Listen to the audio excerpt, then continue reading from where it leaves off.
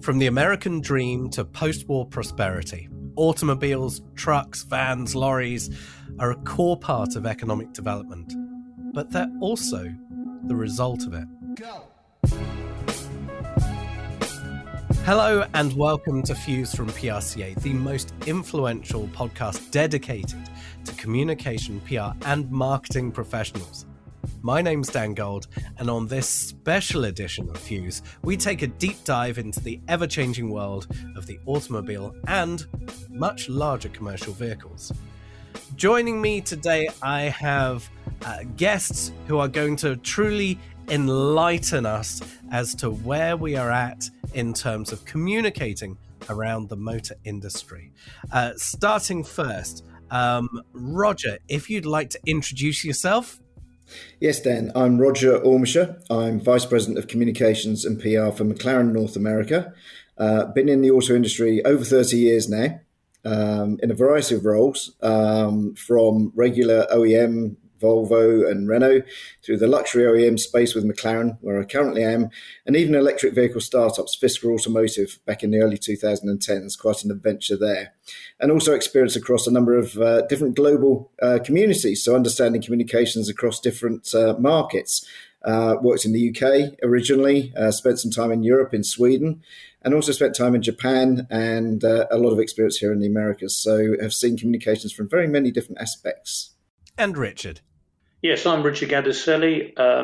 I have recently retired after, a lifetime in the automotive industry. I was an automotive journalist and editor for about 12 years and then 36 years at various positions at the then Fiat Group. I spent 18 years working in Turin at global headquarters, where I was global head of international corporate communications and also global head of international PR for all our automotive brands. And on top of that, I was also vice president of communications for Maserati. And for the last 7 years of my career, I've been senior vice president of corporate comms for C&H Industrial, which is what used to be the non-automotive activities of the Fiat Group, basically farm machinery, construction equipment, and trucks and specialty vehicles. And joining us today from the Motor Industry Communicators Association, MICA, is Oliver. Hello, yes. The Motor Industry Communications Association is new. It's mica.org.uk, and my day job is at Ford Motor Company in the press office. Okay, before we get into this interview, and we're very fortunate that Oliver's been able to join us on this one. Firstly, thank you so much for putting these interviews or this discussion together. But secondly, the association is a relatively new one, as I understand it. Can you just tell us how it came about? How did you bring people together for building this new association? Yes, I think at the moment with connectivity, technology, electrification, everybody is finding a new path who is an automotive PR, and the timing couldn't be better. That whether you are in-house at a vehicle manufacturer, whether that's car, van, supplier, agencies, the more networking and self-help that we can give each other at the moment, the better. And that's really the background, that during the pandemic, people had a lot of thinking time and could get a new organisation started. And that's what fabulously happened. For those of you who say that car is just a car, let me put it another way. Look, here I have a roll film camera from 1959. It uses 120 film. This camera is from 1964. It uses 35mm film. And then there is this, my phone, which arguably takes the best photos. It does video, and it does many things in handset that neither this nor this camera from the 50s and 60s could ever do. But they all take photos. They were the best available, or among the best available at the time that they were released. And times change. The functionality, the convenience, and importantly, the marketplace. But do they all still take photos? Yes. I went out and took some photos about half an hour ago with this one. So I want to point out to people who don't really have a handle on the car industry, there is so much diversity, so much has changed, I mean, technology-wise. Maybe, Roger, if we could start with you, just from the point of view of how you've seen the industry change and opportunities, maybe challenges, when in terms of how we communicate about what we do. Absolutely. Well, yeah, there were cars when I started and they're cars now, as you know, Dan. So you're quite right. The basic tenet is still there. But how it's changed, I mean, they really were small internal combustion engines. I think the supercars of the day had maybe 300 horsepower if you're lucky. Nowadays, we're selling supercars with 820 horsepower plus. So the reality is things have changed massively. But you know, at the end of the day, there are two, I think, distinct buyers for our product. There's people that buy cars because they need a mode of transportation, and those that buy it because a car's got soul, and many cars have soul, and people really want to experience the excitement and the involvement of driving a car, you know, for the pure pleasure of driving a car. Now, 30 years ago, that was what we call a stick shift here in America now, a manual gearbox car with a lot of very basic controls. Now it's an electric car with no internal combustion engine, or a hybrid car which combines the two. So there's been massive changes, but that also goes for the communication as well. I can remember you were illustrating with your cameras how it's changed. I can remember one of my first jobs was stuffing 8x7 black and white photos into envelopes to send to media to get some coverage, which may happen 2 or 3 weeks later. It's now sending an email, which they've probably already published before I've hit the send button.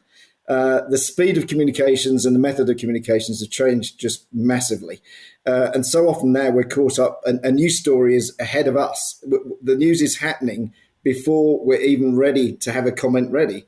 Before, we could have typed a comment and sent it out to the media. It would have appeared a week later. Now, things are instantaneous. And there's so many more verticals as well. I'm intrigued, just bringing it on from the point that Roger's just made. Richard, I'd imagine that the statements that Roger's just made are pretty similar, but that you would echo. But I don't know of many industries that have to do as much work responding to rumor and people, you know, guessing about what the next evolution will be, or this is going to be out, or, you know, in this day and age, people sat at home, you know, rendering their own amateur images of what they think something's going to look like. As time has changed and going from being purely proactive and putting releases out there and speaking to the media, picking up the phone, how do you think that time changed in terms of having to be more responsive because there are rumors about something? Yeah, I mean, the rumor mongering, I mean, just sort of continues, and obviously social media has sort of accelerated everything. And you're right, it is a sort of endless tsunami of comments, some idiotic, some a bit more thought out. But touching on Roger's point, I mean, what's interesting in the evolution of product and your comparison with the camera, I would argue that today, yes, we all use our cell phones as a camera, but they're all essentially the same. Whereas in the auto industry, we're all moving towards electrification, but where each brand is still trying to create that distinctiveness that the brand has with an internal combustion engine, even though, you know, under the bonnet, you know, an electric motor is a much more simple device. And we're all trying to avoid our product becoming a washing machine or any white goods. And I think that's the biggest difference with your analogy with the camera, that, you know, at the end of the day, whether I've got an Apple phone or a Samsung, the camera, they all work in the same sort of and you don't get that distinctiveness that you had with older cameras where, people were fans of Leicas or Hasselblads because of the way their operating systems were all individual. So, and I think that creates, again, going back to your initial question, it generates all this interest that people have, whether they're professionals or sort of armchair experts. And that's what makes the industry so sort of vibrant, because everyone has an opinion. Actually, this is somewhere where I'd like to bring in Oliver, if I may, just from the point of view of the formation of the association and speaking. And look, we all know what industry speak is like. We all pretty much in our own verticals, we speak to every other player in the marketplace. It's not like we're sworn enemies. We know what the jobs are, and there is movement between organizations. But Oliver, from the point of view of speaking to other communication professionals, when we talk about this distinctiveness and partly going back to just Richard's story and his Fiat Chrysler experience, and how organizationally Stellantis has become the overarching corporation with all the multiple entities across the world. Where do we look at that distinctiveness? Because we see consolidation of the bare bones of a model, and they're reskinned or they're designed for specific markets. That uniqueness, that brand loyalty, how do we make sure that still exists in a marketplace moving forwards that doesn't want to be seen as white goods? Yeah, and I think all the members of MICA are, as communicators, they've got a broader remit than just the metal and how it drives, to Richard's point of everybody wanting to avoid being homogenous and differentiating. So the dealer model, and whether we have bricks and mortars dealership, the agency model that's talked about, the app on your phone, your connection with the product on your drive while you're on, in bed sorting out your journey for the day. That's what I notice that today's breed of communicators are getting into, which predecessor organizations of MICA never touched. So it's way beyond the levers and product and services that we're dealing with, is way beyond a vehicle now. And as times changed, we get to the point where governments are looking at regulations around the environment, and we've got manufacturers certainly speaking to their credentials as looking towards electrification and alternative fuel discussions that we've been through for certainly many years. But there are challenges in terms of different marketplaces, different locations in the world. And I'll open this to the floor. Whoever wants to come into this first, and then we'll just have a convo on it. But in terms of marketplaces that seem more pro-electrification and those who are a bit more resistant, I'm in Canada. The rollout of the infrastructure seems to be relatively slow for electrification, but it's a challenge that probably faces many countries. That's just my perspective from what I observe here. Just open to the floor. Electrification challenges, some markets that are warmer to it, others that are more resistant to it.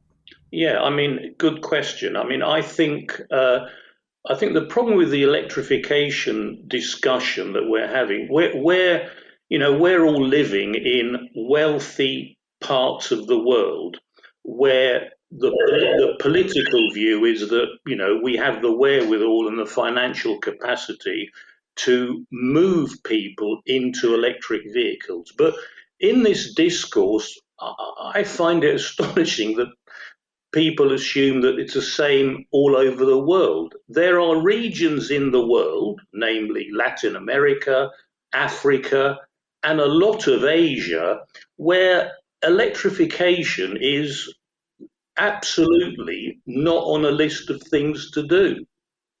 And so the internal combustion engine, although here we're all saying it's the end of the, petrol and diesel propelled vehicles, there will be huge parts of the world that will still drive around with those sort of cars. Yeah, and Dan, I think you probably understand, living in North America yourself, that much of the uptake of electric vehicles here in North America has been driven by incentivization, both tax credits, and if you think about LA and the huge adoption of it in LA, I got my pass into the commuter lane. Yeah, that's fantastic. That's why I bought an electric car. I didn't buy it because of the environment. I bought it because it gets my fast pass into the easy pass lane. So I don't know. Yeah.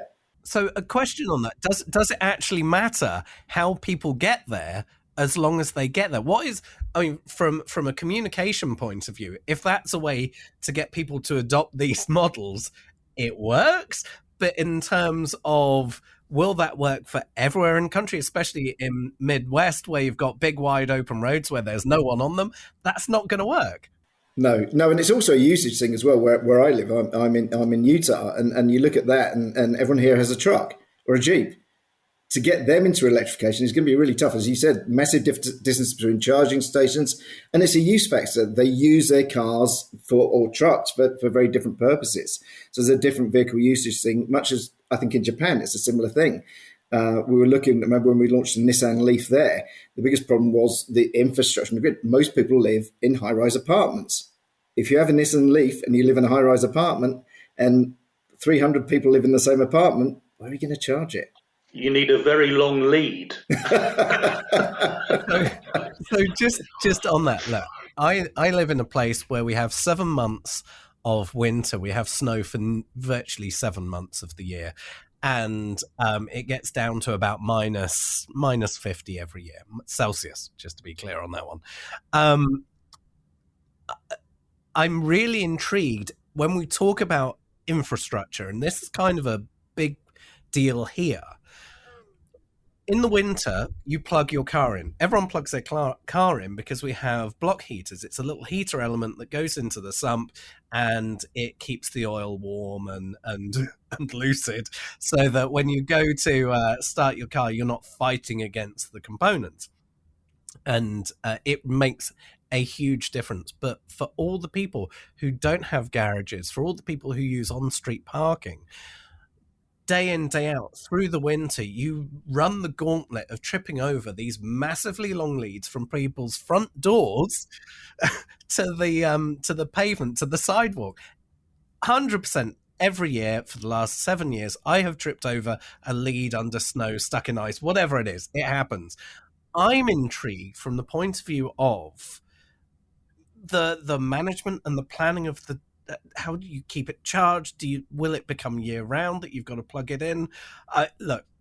I find infrastructure and the support networks to systems incredibly interesting. If it's the ability to go to a parking lot and wherever you go there's a socket and you can plug in, it's there for the 7 hours that you're in the office, 8 hours, whatever it is, then it's fine.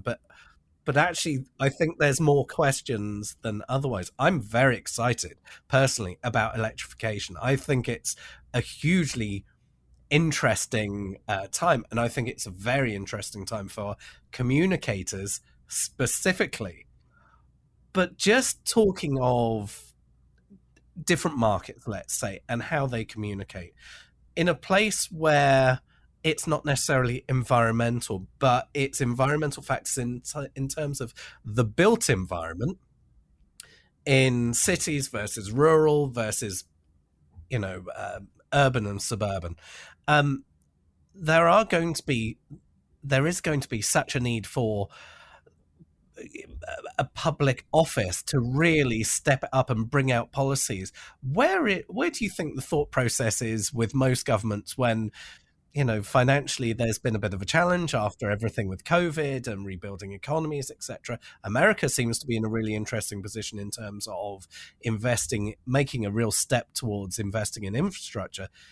Should other countries look at this, and maybe this isn't a discussion for today, but should other countries look at this from the point of view of, well, actually the bottleneck isn't the adoption. The bottleneck is actually the infrastructure to support the adoption. I think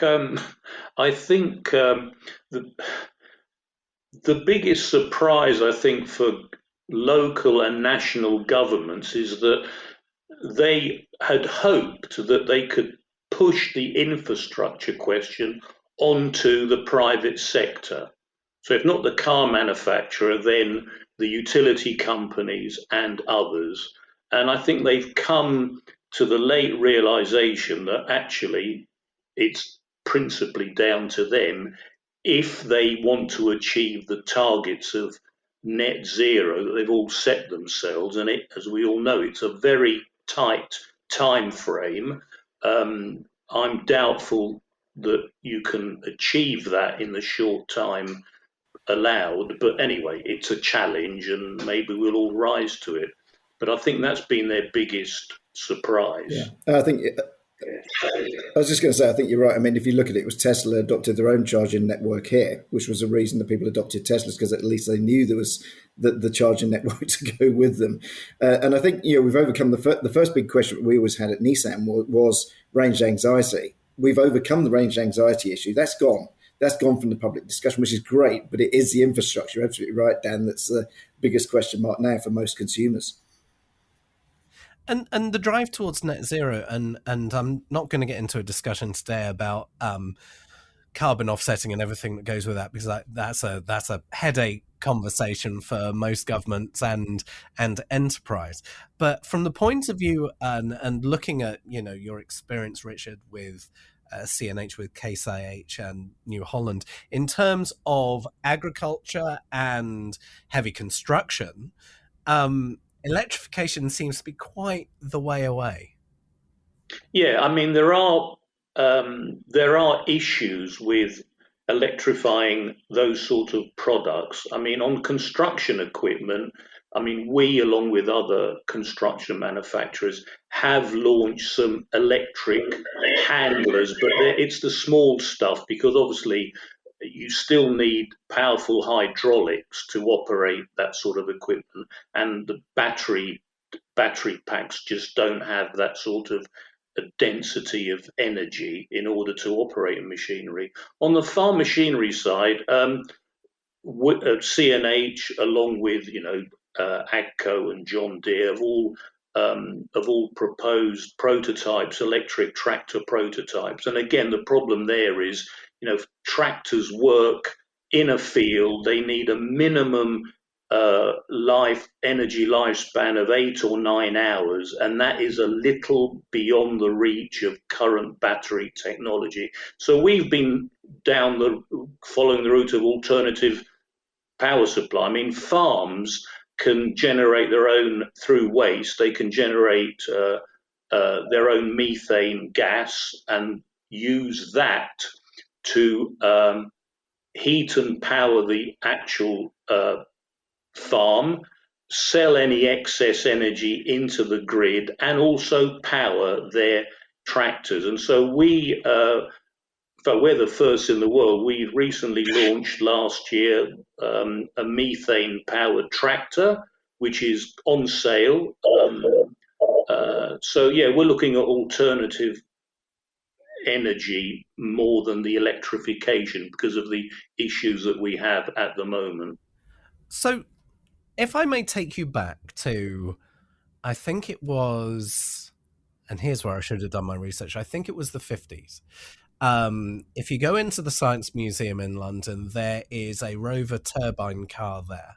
If we look at, and this still shocks people around the world, if we look at electrification in terms of it has been a proven, hugely successful power of motion for commerce for many years with milk floats.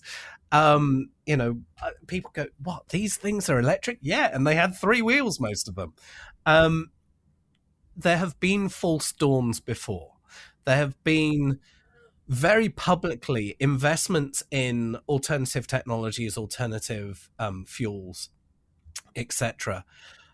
When there has been this journey and things improve and technology does get better, does it become a challenge in terms of communication to then say, well, now this is the thing, where previously people have gone, oh yeah, I read about that in this Tattle magazine, or I read about it in this, or the forums, going back to the old days, the old bulletin boards with dial-up. Even back then, we all know how much muckraking that they did.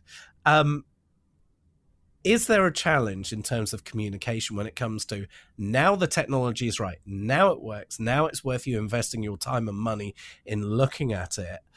How do you, as communicators, as professional communicators, share that narrative and give people the opportunity to experience it? Is it experiential? Is it getting people out there? Is it demo units, getting influential people to try things? What is that like? And Roger, if I could start with you on that. Yeah, it's an interesting one for us, obviously, because our cars are all about emotion, speed, noise. There's a sense of occasion driving a McLaren, which isn't quite as vivid with electrification. So we've obviously gone the route of hybridization first. We're introducing our first hybrid car this summer, the McLaren Artura. But for that, it's definitely letting people try it. It's convincing people. We're very much focused on communicating that this is the next generation of technology. It does have instant torque, instant power, but it's also got an internal combustion engine as well to give you that guttural feel. So for us, it's getting our customers to drive that car and acknowledge that they can still have excitement and fun and a really engaging experience through hybridization, where it was really, to this point, they've been internally combustion engine driven for our entire history. So it's a big leap for us, and a lot of communications that we need to do in very specialized ways to convince them that this is the right way forward from our customer base perspective. Yeah, I think what's changed in the world that we live in now, and it's all driven by social media and the arrival of the internet, is the rapidity of everything. I mean, you mentioned the turbine car, Dan. And Fiat launched a turbine car along with loads of other brands in the 50s. And if we think about the show cars that we've all displayed on our various motor show stands, they were always sort of flights of fancy. And so people would look at these and think and dream, whether it was a turbine car or the latest Ferrari or Lamborghini.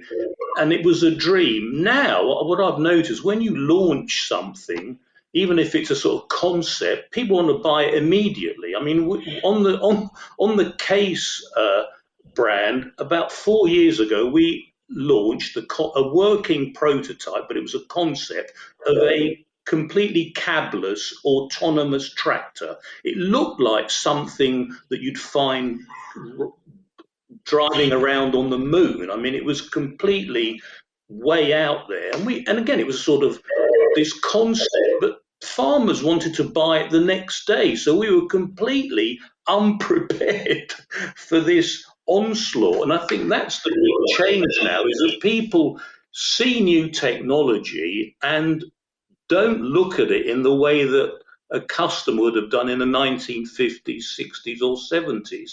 They want it, and they want it now. And I was just going to say on Mika's behalf that we've had decades of the industry able to bring out the latest vehicle with petrol or diesel. And in this new era, we're not on our own. We can't bring out an EV without planning, the charge points, and the utility companies catching up. So one of the things we did with the PRCA was try to get in touch with, as motor industry communicators, with communicators for councils, for utility companies, for charge point providers, to try and get a wider dialogue going, because we're now sort of not launching on our own because so much is necessary to come with us infrastructure-wise. When it comes to communication, when it comes to marketing, we have always had influencer marketing of some kind or another, whether it has been royalty, owning a vehicle and being seen with that vehicle, whether it's been a celebrity, a sports personality, whatever it is. Recently, I'm saying recently for the podcast because it actually happened yesterday. Pato O'Ward from the Aaron McLaren SP IndyCar team got his first experience of driving the McLaren Senna. I'm really intrigued as I see Roger smiling on this one. I'm really intrigued from the point of view of sports marketing, and actually I'll expand this out from the point of influencer marketing. The factors that come into it, and I think this is with the whole communication, PR, and marketing industry, we see that we're now looking at people who are influencers, and we can look at their their following online. It's not this ethereal, they appeared on this TV show or they did this or that or the other. We can see how many followers they have, how active they are, how they speak to their fans and followers and they engage, etc. Now, the relationship with Pato O'Ward with the IndyCar team is different because, within the mothership, there's a connection. But in terms of influencer marketing, and I'll come to Richard in just a second about, the Fiat Chrysler side, and also really intriguing, influential people in the agriculture or heavy construction space, I'm intrigued about, and how there may be differences or similarities. But Roger, just starting with you, how important is it to get visibility with people who are really, really influential, like Pato? Well, it's interesting that you mentioned that one. We set that one up yesterday, just prior to the Long Beach Grand Prix. And for us, I'm going to go back to something that Richard was talking about earlier on, about we used to very much market products. Now we're marketing brands, because as everything transitions, the brand marketing is so much more important to PR and communicators than it was 5-10 years ago. And for us in McLaren, we're a young automotive brand. We're only 10 years old. And especially in this market, we've not been around long. So for us, it is about that visibility and building ourselves up against more established brands like Ferrari and Maserati, Porsche, Lamborghini that have been around for decades. We haven't. So for us, we're building the next generation of customers. We want them to embrace our brand through sports marketing, through our connection with Lego, through our connection with Forza and the gaming industry. All of these things are absolutely key to, do they sell McLarens? Well, we're selling McLarens to a customer base, but we're already noticing 10 years into this market that there are 20-somethings buying McLarens now with their first, they've had their first windfall, and they're buying McLarens because they had a Lego McLaren, or they played Forza as a kid, or they grew up watching the F1 team and Lewis Hamilton when he was racing for us. So those things we know are increasingly important in establishing our brand and selling our product going forward. So there's less individual product marketing maybe in product PR.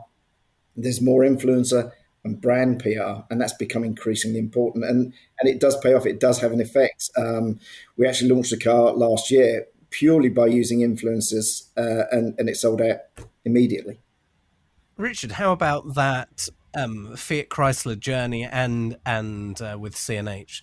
CNH, I'd imagine it's a different market, it's a different shape. Yeah, that industrial side, it's business to business, and the customers are less concerned with what they would deem as sort of fluffy PR or marketing. These are people that buy fleets of tractors or trucks or buses, and so it's a different sort of messaging there. On the automotive side, years ago, and we've all done this, we would give out cars to personalities, A, B, C, all the way to Z list person. What's happened now, as Roger said, we've become much more focused. So less is more. So you pick the high value ambassadors for your brand. And he's right. It's more about brand and less about the individual model or product per se.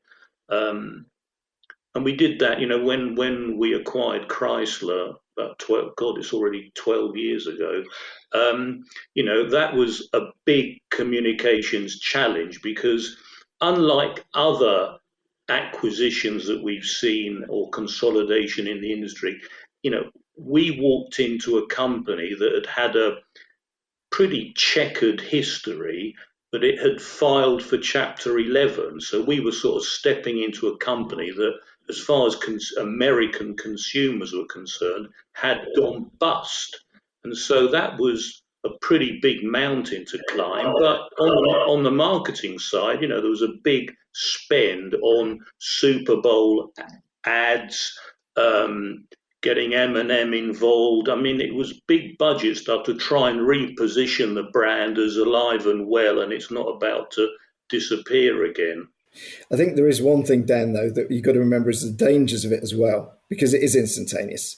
And we've been used in the past to having a lot of control over our messaging, as you know, and it was much easier to control messaging. It's so instantaneous now that when you're dealing with influencers, YouTubers, social influence of any description, there is no editor-in-chief to go back to and register a complaint about maybe the messaging or the way it was projected. You really are in the hands of the individual user. And it becomes a lot more delicate in terms of the way that you handle that relationship and the messaging that results from it. Yeah, and you're right, it's completely immediate. I mean, I think last year there was Jeep did a Super Bowl ad with Bruce Springsteen. First time ever that he'd done a commercial. So a big coup for the company. But the next day, story comes out that he'd been stopped for drink driving, and so we had to pull the ad that cost millions of dollars. So again, you're right. Today everything is instantaneous. I'm very intrigued about one particular area, and it's an area that could potentially cause conflict. It's an area where there could potentially be opportunity, or there is opportunity. But it's the model for selling vehicles. It's the model for getting people to sign on the dotted line. It's the model of, just wait a minute, I've got to go and speak to my manager before I can actually make any decisions or have any power. The dealership networks have their place, and through history have certainly been very good for the industry.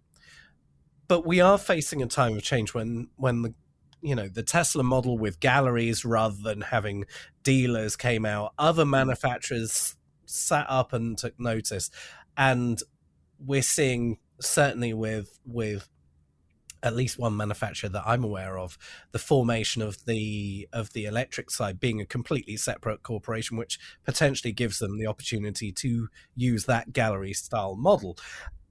And I'm going to ask all three of you, Oliver, Richard, and Roger, from the point of view of the relationship with the dealer networks who have been traditionally incredibly important. Are there risks in terms of manufacturers going, hey, we're going to do a new model? It's nothing against you, it's us. It's not you, it's us. We just want to try something. Is there risk with that? Is there opportunity in terms of cutting out the middleman? I don't want to say it that way. I'm saying it, you're not saying it. But from the point of view of times change, we're seeing people ordering, cars to test drive. They come on a trailer, they test drive them, they sign it on their driveway, etc. There's a company here called Kirby that does it. So in terms of change, the next steps, the opportunities and the risks with the way that people buy vehicles or lease vehicles, challenges and opportunities. Oliver, I'm actually going to start with you. Yeah, well, the last 45 minutes have been punctuated by immediacy. And that also is true of the purchase process. People want to very quickly transact. 85% of our vehicle purchases are on PCPs. So then customers aren't homing in on the road price. It is a monthly. And obviously in Ford's case, we want that finance to be through Ford Credit. So I think the transaction and the purchase is going online. But the opportunity for the dealer on the servicing, on the parts and accessories, on the 24-hour servicing when it comes to e-transit, because that transit has got to work through the day. And so the servicing has got to go to sort of antisocial hours. And then on the car front, over the airwave updates and so on, I think people do want a very quick click transaction. And you can see by the number of times they visit a dealership physically, that was 7 times pre-internet. It's now barely 1. People are not necessarily even test driving anymore. Interesting. Richard? No, that's absolutely right. I mean, what's changed is, before people would shop around and go from dealer to dealer and haggle about the price. But as Oliver said, now it's, this is how much I can afford per month. What can I get for that? But now customers are, at least in Europe, are arriving at showrooms. They've done their research on the internet and they basically have a printout and they say, well, this is what I want. What's the best price or what's the best monthly price? So they've taken away from the salesman all that knowledge that he had because they're doing it themselves on the internet. And so, the dynamics change completely. And I think dealers are also worried about the arrival of electric vehicles because, at least I take Oliver's point about commercial vehicles where they have to be on the road 24/7 to earn their keep. But a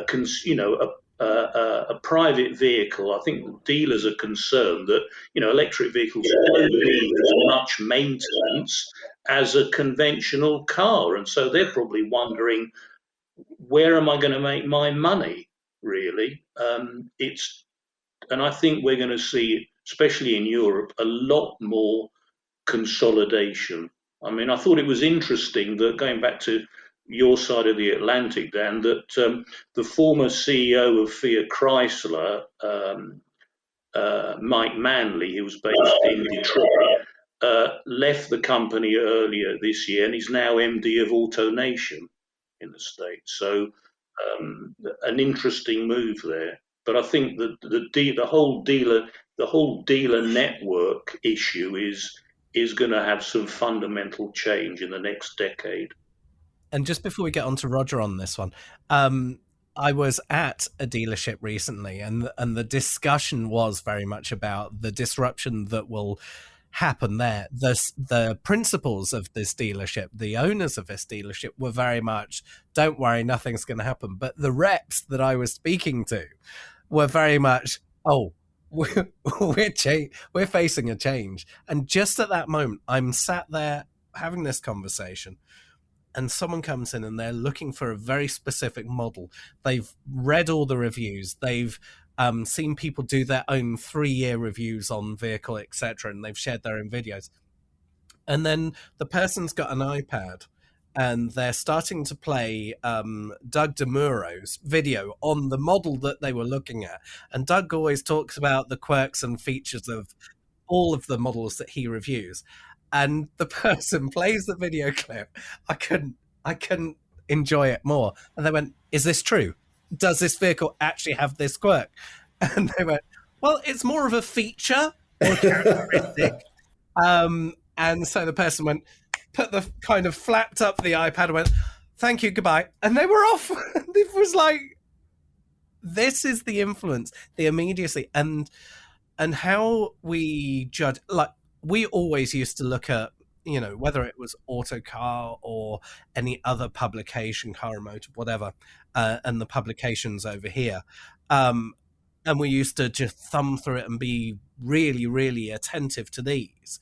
And I'm interested in the media side of the automotive journalism, because the rise of people like Doug DeMuro and other online journalists and reviewers, etc., is really intriguing to the level of influence that they have on the purchasing decisions. But that was a by the by. But Roger, just in terms of this disruption in dealer direct immediacy, what are your thoughts? No, I agree with what Richard and Oliver were both saying. I think there will be a change. I think it's more difficult in the US, as you know, from a legal perspective. The dealers have a lot of power, as you know, so it's very different over here in North America. But I think the enlightened ones have figured out they need to change their business model slightly in terms of how they deal with the customers. All of our dealers we see as partners anyway. Obviously, a very small franchise. We've only got 25 in North America, but they act more like a VIP concierge with our customers. And that works really, really well. They're a partner to their customers. They're there to help them. that, they're there for their needs on a day-to-day basis. And I think that's more a part of where an enlightened dealer for a regular OEM probably should be going forward. And I think that's the role for them in the future. I mean, there's customer events, there's dealer events, there's things they can get engaged with. There's money to be made there on the after-sales side, F&I. There's plenty of monetary opportunities. It's just embracing those rather than the front-end sale as being the key precursor of most of their profit. No, I mean, I was going to say, Roger, you're absolutely right. I mean, all the premium end of the market, whether it's McLaren or Bentley, Ferrari, they all know, they have a personal relationship with the customer. They know every single customer, and again, they have events, VIP events, and obviously that's a lot harder when you're, a mass market brand like Toyota or Ford or Chrysler. But I think that's the way it's going to go, this more attentive customer service. But wait, let me just go off and see if my manager and see if I can actually do a deal for you. I'm only saying that because every time I go to any dealers, it's like, okay, I'm speaking to you. I'm not speaking to your manager. Can you actually make a statement without having to go off and check? Okay. That's where I walk, Dan. At that point, that's where I walk. That's the end of the deal there, right there. That is the moment. I have left 3 dealerships on that basis. Mm-hmm. And look. But isn't that like going to the bank and asking them for a loan? Entirely. Okay. I'm all about opportunity. I'm all about, the next big thing and the next technology that we can apply to communication to really reach people in a meaningful way. But let's go back to this. Let's go back to a camera from 1959 and the simplicity of it. Are there any forms of communication or any forms of, we can have the debate about paddle shifters and manual and stick shifters in a time of simplicity. Is there something that you would say, okay, magic wand, boom, that piece of communication technology is no longer around and we can focus on this? That's something that's more of a fad or a distraction and it doesn't really work for us. Or is it the case of we've got to lean in on everything? First person smiling on this one is Roger. So on that basis, magic wand, a form of communication or something that you go, okay, this isn't a priority, I'd rather do something else. God, that's a difficult one. I think in terms of what, the traditional stuff still works. Weirdly enough, even with all of the different verticals that are there, it's the one-on-one thing that really works more than anything. And I think that's the thing we missed in the pandemic was the one-on-one and really building the relationships with the media that we talk to. We've been able to do it remotely, but it's not the same. It's something I miss entirely. And I think, I'm not looking for something to cut out. I'm looking for something to add in again now after post-pandemic. It's getting back to face-to-face with the journalists, getting to, hear them again, talk to them again, and really form those relationships, which is what really drives our communication. It's those personal relationships. It's the Doug DeMuros. Classic example. I was talking to Doug the other day on email. I haven't seen him for 2.5 years. I need to go and see him and rebuild that relationship. And it's those sort of things I think I really miss. So I'm not looking to cut something out. I'm not looking to add something in at the moment, Dan. Yeah, I mean, you're right, Roger. I mean, when we started having press events again, sort of mid 2021, I mean, all the journalists that came, they were so thankful to be invited somewhere, to sort of actually go somewhere and meet people. And Roger's right, that sort of, our business is all about long-term relationships. I mean, that's where PR differs from marketing. Marketeers appoint agencies and they change agencies, every year, every 6 months. And whereas we interface with the same people, we grow up with them, we follow their careers as they follow ours. And so we have relationships with the media that go back 20, 30 years. So that sets us apart from, the marketing side. But if I could say, not that I want to get rid of the internet, because obviously it's here to stay, and social media, for all, for all its negatives, what I find frustrating, and I think the journalists find it frustrating too, is that nowadays, going back to the theme of today, immediacy, motoring hacks come on an event, and 10, 15 years ago, they drive the car, speak to the engineers, get on a plane, mull about the thing, and then write a piece, maybe 2 or 3 days later. Now they arrive, and before they sit in our tedious or non-tedious or informative press conferences, they're busy blogging before they've actually seen the product or spoken to anyone about it. Then they come to the press conference, and then they're back up in their rooms filing more copy. And then when they're out driving the product, they're stopping and doing video footage for the website. And so they're running ragged for a few hours. And what's frustrating from the manufacturer's point, and this is and I'm sure, Roger, you get the same thing, and Oliver too, our sort of managers, engineers that have spent the last 3 years dedicating their lives to this product is, somebody comes along and in 20 seconds has decided whether it's good or not, simply because they've got this urgency to feed the monster that is social media. There's a lot there about being first, isn't there? Yeah, and there's a lot of lack of delving into the real story. That's something I really miss. I have to say that when I first started, the journalists would really delve into the story, and they'd ask some really telling questions that have done the research and asked telling questions. The immediacy, we don't get quizzed half as much as we used to. And sometimes there's stories going begging that journalists don't have the time to research or dig into. And that is disappointing in some ways. We like the challenge of that interaction, but it's not there anymore. That apparently varies region from region. I've not worked in the Middle East, but supposedly, very interestingly there, sort of the level of journalism and inquisition was next to nothing, I hear from colleagues who have worked in that region. I'm so glad that none of you said getting rid of this tactic or this tool. It was really investing more time in this and the opportunities that come from it, and the importance of people-to-people relationships, whether it's in the business space or it's in that consumer space. Media relations still matters, and it is so important to hear you say that. Now, the shape of the media, that for sure has changed, because 30 years ago, pre-YouTube, Doug DeMuro and other channels of the like would just not be there. But now, with the democratization of the internet, media relations has changed. And a lesson for people to take away today is certainly that where, whichever sector or whichever vertical they're in, it's looking beyond purely traditional media outlets within their market, whatever they work with, and thinking, are there alternative channels? It's worth investigating who people are in these spaces that have influence. I mean, perfect example, the increase of the number of agricultural websites and third-party media platforms. They would never have had the capital to run a printing press, but they can certainly run really good journalistic sites with video producers, with writers and the such like.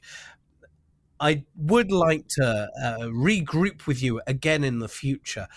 We have run a little bit long, but I'm calling this a special edition, and frankly, I'm sticking to it on that basis. A huge thank you, Roger, Richard, and Oliver, for taking your time to be a part of this episode.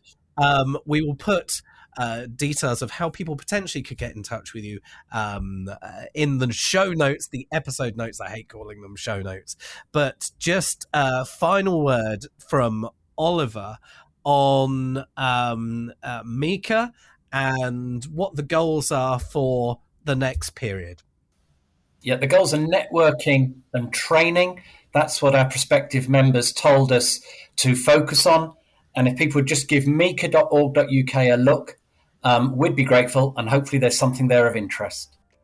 I just want to finish with this. I want to say a very big thank you for giving us not only a UK perspective today on this call, but also touching in different markets around the world, as it really intrigues me how different territories really are influenced by how we communicate to them.